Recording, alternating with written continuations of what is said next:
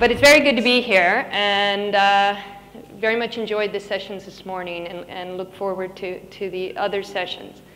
I'm going to be really focusing on business education. Business education in particular is been a focal point within universities. We've seen a lot of changes.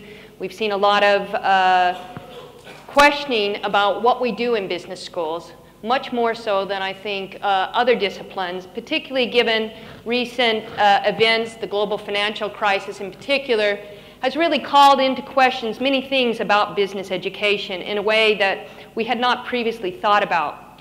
We see a lot more emphasis on the need to have not just socially responsible business leaders, we need to have ethical business leaders, and we also need to have business leaders who can change and be comfortable with change in this rapidly changing world that we live in. And I think that how we think about education, particularly business education, then is very important. And we've seen, in particular, our kind of bread and butter areas really come under scrutiny. And I'm going to talk a little bit about that, in particular with in terms of the MBA, which is, of course, a very important part of what business schools do. So what we're seeing, though, is this kind of rapid changing that has really created a lot more complexities and a lot more uncertainty for business leaders. And anyone in a company today can tell you that it's much more complex. Whether or not we consider ourselves a global university, a local university, whether or not a firm considers itself an international firm, a local firm, we're all interconnected now in this global market. So leaders have to develop then these kind of new skills and capabilities to really manage this rapid change that not only has a monetary impact, but it affects our time and it also affects our potential. We find ourselves pulled now in many directions that we were not previously. And this makes it much more difficult in terms of figuring out what our priorities are, what we need to be doing. And one of the things that we have to really be cognizant of in terms of business schools and business education then is how are we working with employers, how are we working with the labor market to make sure that we're creating the kind of employees they need. And that does mean then also thinking about lifetime learning, because we can no longer give our students enough facts, enough theories. So we need to really focus then much more on those kind of critical thinking skills that they're going to need and create that kind of flexibility and adaptability to learning that will make them sustainable in the labor market. Now, there are really 5 areas when we think about the changes, the major causes of changes that we're seeing, and particularly when we're reflecting on business and business education. And of course, digitalization, the whole idea of how we do business. You know, it's amazing to just think of myself in my own life and think about how, you know, cell phones, communication technology has really revolutionized everything that we do. You know, first we started out communicating on the phone, texting on the phone, now we do emails on the phone. Now everyone needs to have a tablet, and you know, it's also added to a lot more pressures on business people in terms of how they work, the kinds of work they do. So we need to really also think about a more holistic approach of how we think about business students and how we prepare them then for that business sector that they go into. There's also been, you know, what I'd call the commoditization of particularly products. And, you know, we think a lot, we talk a lot with students in business schools about brands, about making your product distinct. And it's an ever-increasing challenge as we produce more and more is put out to the market. Things that were exclusive brands at one point now are mass-produced. So there's really that commoditization that's happened within thinking about goods, economic activity, and the kind of value that we get. As mentioned previously today, you know, we also see those economic shifts. We see, you know, major shifts in terms of GDP density. You know, those movements much more over to Asia, where the kind of centers of economic activity are, and that really has to have an impact on how we teach, what we teach, and who we're teaching. We see a lot more globalization in terms of movements of students, and a truly globalized business school is one that really has students from all over the world. And that is really in response to those kind of population changes. So the economic activity is also very much attached to where population movements are, where, you know, we see places like the Middle East, we see China, where they really have not just large populations, but what we call a youth bulge, where you have a majority of the population, for example, in the Middle East today, 60% of the population is under the age of 25. So what does that mean in the future in terms of what kind of jobs, what kind of labor force, how all these people will need trained, they will need educated, and they will need to be productive in the world that they're in. So these kind of economic shifts then are paramount in terms of our thinking, how we look at what we do, and who we serve. And again, that all ties back into kind of globalization. And, you know, of course, globalization often is a catchword for many things. But in terms of the kind of business realities, it's really that interdependence, you know, that integration of the world economy. And we see it, again, if you look at the global financial crisis, you know, we see that that really started in the United States, spilled over, of course, to Europe, and then trickled on into the rest of the world. And so that idea somehow that we can separate ourselves or think of ourselves in any contained way now has really dissipated. And so we're very much connected, and so we have to think about how we educate our students in terms of thinking about that kind of global environment. And then, of course, the socialization that comes with that. The whole idea now that we are more connected, that more so than any other time in anyone's life in this room, they are coming into contact with people from all over the world continually. That very few of us can really live in any kind of localized environment.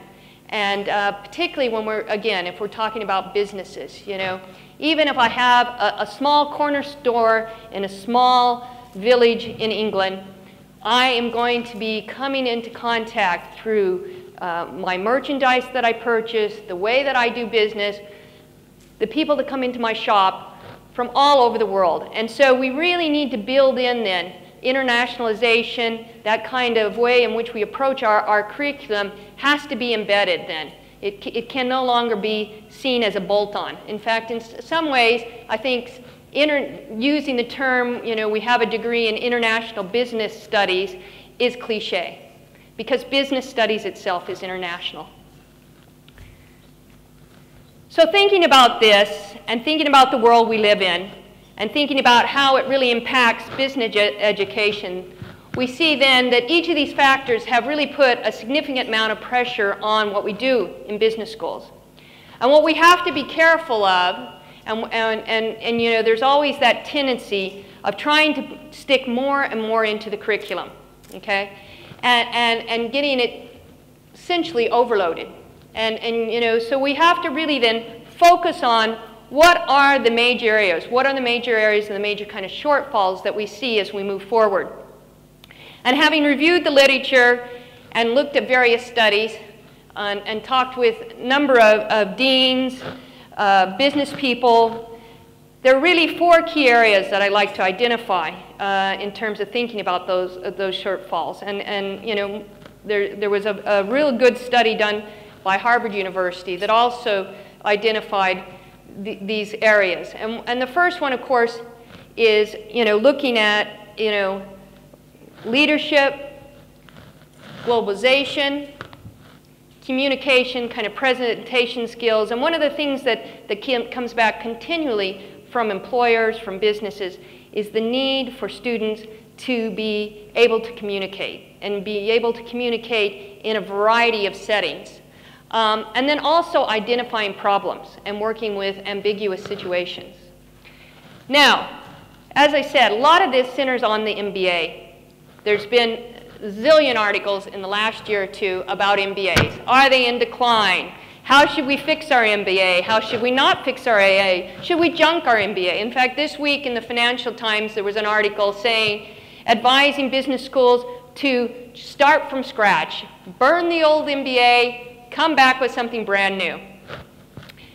A lot of this is because there are a lot of pressures now, and you know, there really has been what I would call the commoditization. Just like I said about products, we see it with the MBA, where there's become a kind of vanilla MBA, and it's not seen as serving businesses in the way that it should.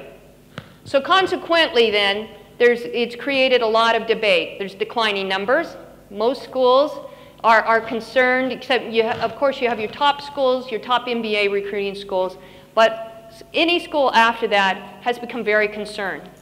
The other thing is we have had some very lean times, particularly in places like the United States, in Europe with the global financial crisis. A lot of employers want more specialized labor coming in. The MBA, a general MBA, does not give the employee the kind of specialized skills that they'd like. And then they have to do more training. Training costs money. And so there's been an emphasis on moving away. And in fact, many universities, as they've seen their numbers decline in MBAs, they've seen specialized masters increase in numbers. And so it calls into question who and what is the MBA serving. And the other thing is that many MBAs have been criticized for being over-analytical and not focusing enough on those really crucial intercultural skills, communication skills, as I mentioned, and those problem-solving skills, but doing it in a very quantitative way that doesn't necessarily lend to building that whole person that we need, and that person that can deal with complexities, who can really go out there into a global world and be flexible and adjust themselves to the needs. So in terms of thinking about these kind of key areas then, and also in terms of what we need then to focus on, leadership has emerged as a very important question. The whole idea that we don't need just managers, that what we need to be developing in business schools are essentially leaders. A lot of that comes from the idea and the notion that the primary importance of really a job, a management job, is no longer about top-down command and control, telling those subordinates under you what to do. Managers, in many organizations now, we see a leveling of the playing field, people being much more in a flat organization structure. And all the literature comes back and tells us that that is a very good way to operate in terms of getting synergy, in terms of getting ideas.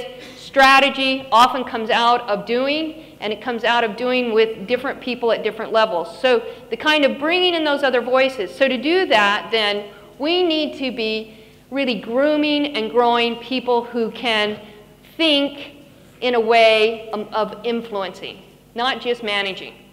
And to have those kind of big picture views, to think strategically.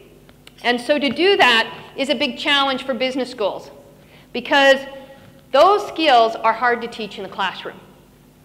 You know, teaching someone how to manage, how to organize themselves, how to keep track of the books, those things we've always been good at.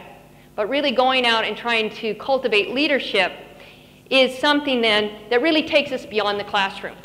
And that's why what we see is that many organizations, many business schools are now employing coaching. We're having much more of a merger with the social sciences, psychology, coming in and playing a much bigger role in what we're doing to really kind of customize and meet those challenges. Also creating opportunities for students that enhance their experience through experiential learning, by having them, participate in activities that really challenge themselves and who they are. The other area that's very important in terms of thinking about business education and the future of business education, of course, is globalization. And one of the real challenges there is understanding what is culture and what are kind of universal practices or behaviors that are accepted throughout. And this is something then that business schools have not always done very well. And I know, particularly being in the UK, it's been a challenge because often, in business schools, we have focused very much on the task of teaching business courses and not so much teaching courses that we would see as much more, intercultural. So getting those kind of cross-cultural competencies and adjusting what we teach to also who we teach. One of the things about globalization is that our classrooms are very multicultural. I work in an institution where we have 120 different nationalities learning in our institution. We have a very diverse staff.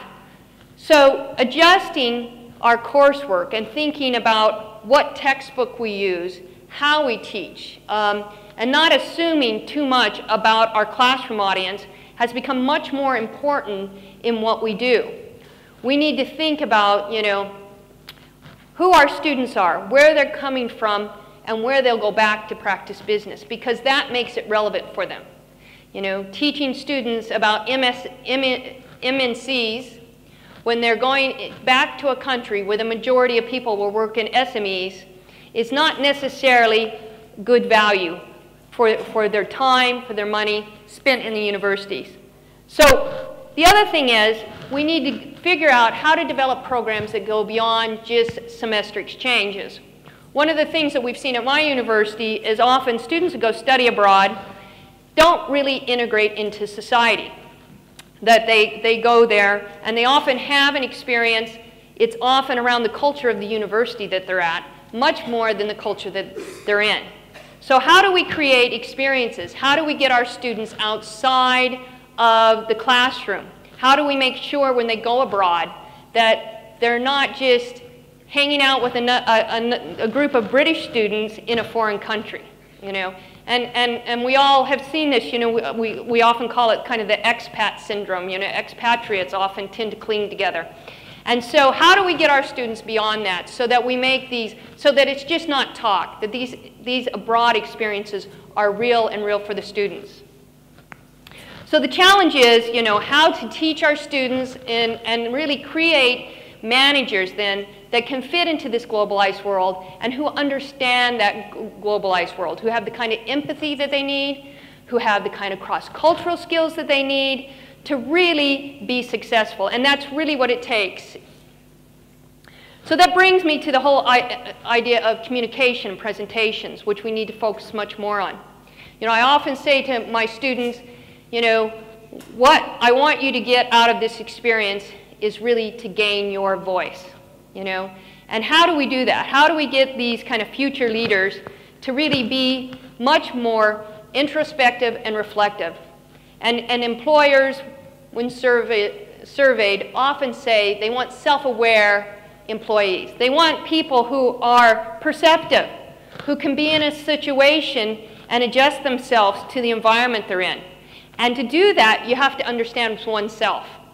So again, going beyond the kind of traditional kind of textbook learning and thinking about what kind of programs we can integrate into what we do to make sure that our students come out with that self-awareness of understanding of who they are so they can understand who others are. They need to be trained then in understanding not only recognizing cross-cultural issues, but really how they communicate those issues. How do they really, how do they write? How do I write my emails? How do I, and of course English speakers in particular, and I know from myself, is that we often take for granted if someone speaks English, they understand us, they understand our culture, they understand our humor, okay? Which of course is not the same, okay? Speaking the language and speaking the culture are often different. I can tell you my own experience going to the UK and working in a British institution that I often find we share a lot of words with different meanings. So, if that is between two countries that are English speaking, let's take it one step further and we go into other cultures. So we need to make sure that our students are aware of that. So we need to build that into our curriculum. We don't need to just teach them how to write a good sentence, but to write a good sentence that can be cross-cultural, to speak in a way that can be understood and appreciated in various contexts. And this is really essential in terms of business leaders, people who are going to be successful in this world, in this globalized world. And this is why also, you know, having that ability of this really kind of integrated classroom where you have people from different cultures. And again, you know, one of the things I often say to students is, you know, the best team, when you're forming a team and you're working on a project in your business courses, is to really team up with people from different backgrounds. Because this insight and being able to work on these projects are going to be a great precursor to when you go out to work in the world, the business world of today. The other problem that's been identified by a lot of employers and recruiters as well is in working in this kind of ambiguous environment and dealing with this complexity is that we need to make sure that our students have the ability to kind of frame the problems and really understand how to take that important first step in terms of progressing into the world and combining all this information overload with information scarcity. And, you know, of course, we've got Google at our fingerprint. You know, we just tap in. I'm sure many of you are sitting there with your iPhones now and can access lots and lots of information. But it's really being able to, you know what you're looking for in that information, go through that information, and often, you know, work with information that sometimes you've got too much information, sometimes it's scarce, but trying to make sense of it all. So today's students have to be a problem solver. And more so than that, they have to be able to identify it, okay? So students have to be really comfortable with the complexity and change. And that requires us being very comfortable with complexity and change. And teaching in a way which is often very difficult, particularly for, I think, academics, because we're often very trained, very narrowly. We feel very comfortable with our subject matter, our subject in terms of the narrow niche that we have. We can speak for hours, speak for days, speak for weeks on that subject, but we're not really good with ambiguous information. We don't necessarily like complexity, and we definitely don't like to go interdisciplinary. But these are the very skills that our business leaders need. They need to feel comfortable in lots of different contexts, using lots of different information, and they need to be able to use it in a very clever way. So one of the things that many business schools are doing, and my business school included, and that is really bringing in that kind of real-world interaction, working much more in real time on real projects, integrating the business world and really getting it in sync with what we're doing in business education. And I think it's not just about, you know, employability, but it's really about providing the kind of education that 21st century young adults need. And that has to be really integrated with the real world. And case studies as well are very important. That business simulations, you know. But again, making those real. You know, I was just recently working with a university in China on developing case studies in Chinese, you know, that for the Chinese market. Because again, it can be very frustrating in a lot of these locations where you end up using, you know, Harvard case studies, which are excellent, but are not necessarily written in a way that fits in to the environment and the context in which you're teaching in. And so being able to take that information and adjust those and as much as globalize them, also be able to localize them. And those are the kind of skills then that are really valuable for us as academics and also for our students. Some other things to consider: programs need to be flexible and customized, and as said before, you know, distance learning, how people learn today, when they learn. And, you know, as Paul said, and I really echo this, you know, lots of the studies, lots of the research shows, particularly adult learners, learn best by doing. and much less by what they necessarily are being taught in a lecture, in a seminar. And so we need to have that kind of flexibility. We need to be able to feel comfortable customizing our curriculum to who our students are and how they learn. The other thing is, again, if we want to be a truly internationalized curriculum, an international school, we have international students, we need then to make sure that we can really separate out from our kind of national ethos, as it were, in terms of the kind of curriculum that we develop. And thinking about who our students are, where they come from, and making sure that we're building in that kind of information. I know I've taught on the MBA at my university, and we have a lot of students from India, and it's very important to really contextualize it for them as well as globalize it for them, and to make sure then that we get that kind of interchange. The other thing is, time is much more important. We are in a very fast-paced world, and we need to make sure that in terms of the application of the market and how students study can be done in the time frame that they need. And this is why developing shorter courses, being able to have kind of executive education, and also to have degrees that can be done in a very condensed way is very important to the students that we're going to be teaching in the future.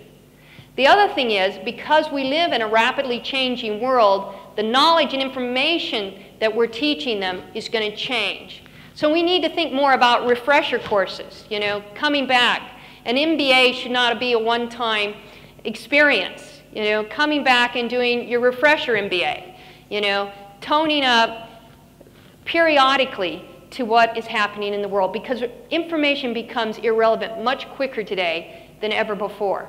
And so we need to think then about the kind of time frame in which we do things. So we need that innovation and that creativity. Experiential learning. One of the things that we've done at UEL, particularly in the business school, is really embed a lot more experiential learning.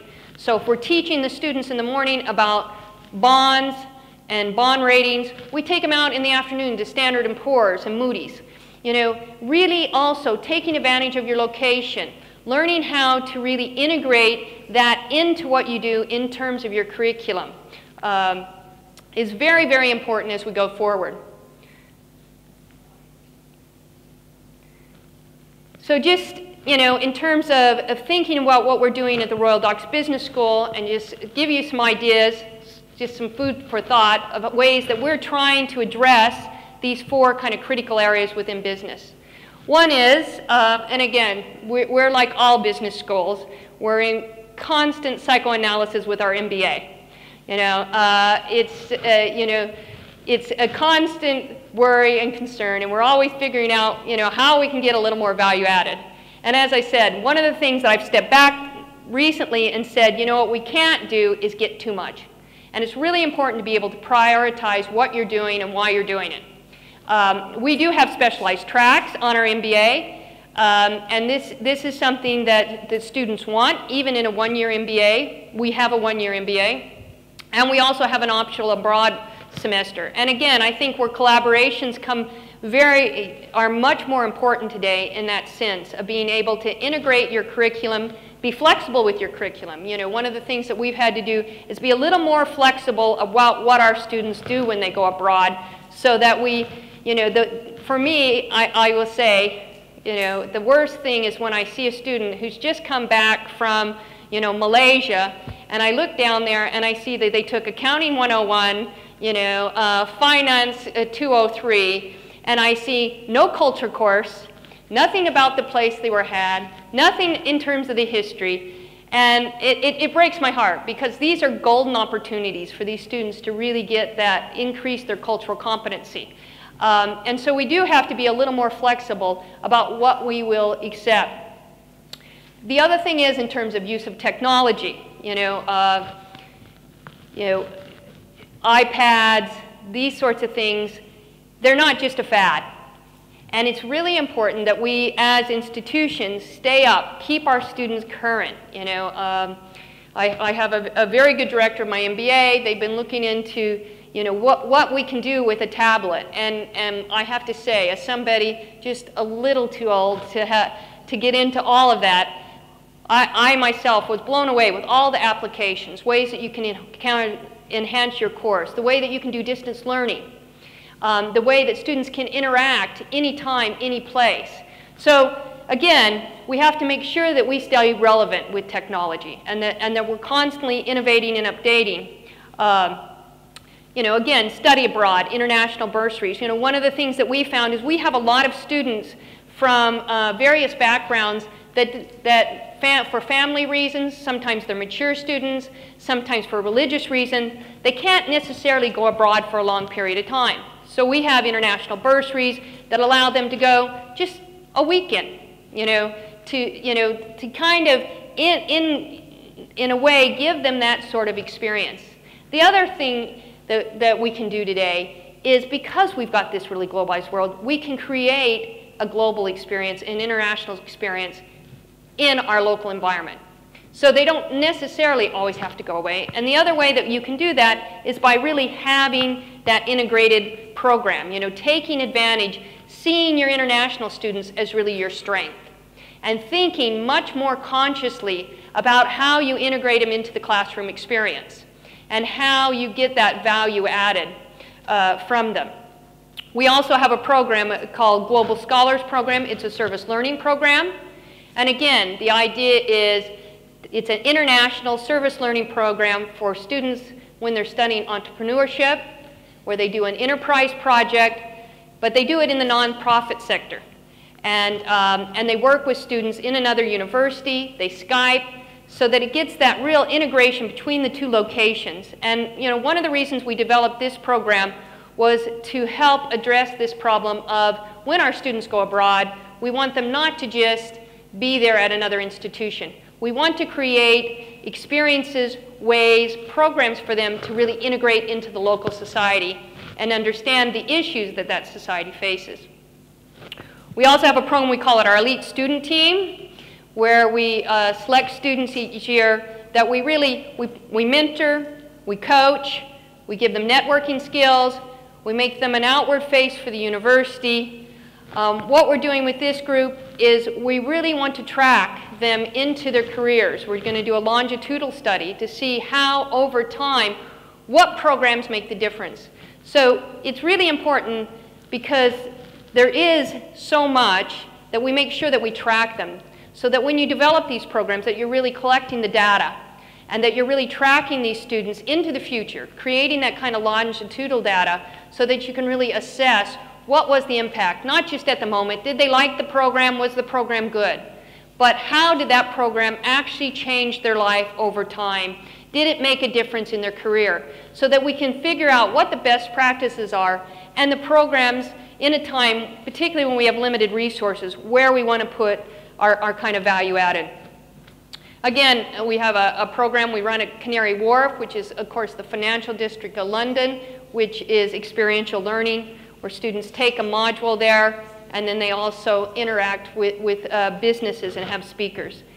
So all of these programs are very important, but what is really crucial is there at the end there, our business advisory board, that we make sure that we go back and we talk to the employers, that we make sure that we stay in sync. And one of the things that we're developing at UEL is also, we have our local business advisory board, but in recognition that we have a lot of international students, we have students that will go abroad, they'll work abroad, we're creating an international business advisory board as well to sit alongside our local advisory board so that we get that kind of input, so that we're developing a curriculum that's relevant. Not just relevant for us, but also relevant for employers. Because I think, as it was said earlier, what we don't want to do is get, as academics, so caught up in what we're doing and thinking that we're developing the right programs and find out that it's really not what the market needs. And because the market is changing so rapidly, it's imperative that business schools in particular stay in contact, stay in sync with what's going on in the business world.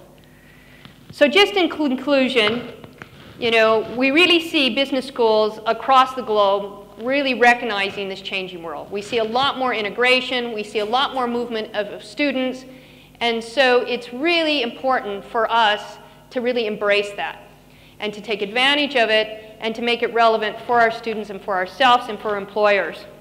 And to do that, then, we need to have a curriculum, as I said, it's flexible, it's interactive, it's engaging, and it's experiential in what we do and how we do it. Thank you.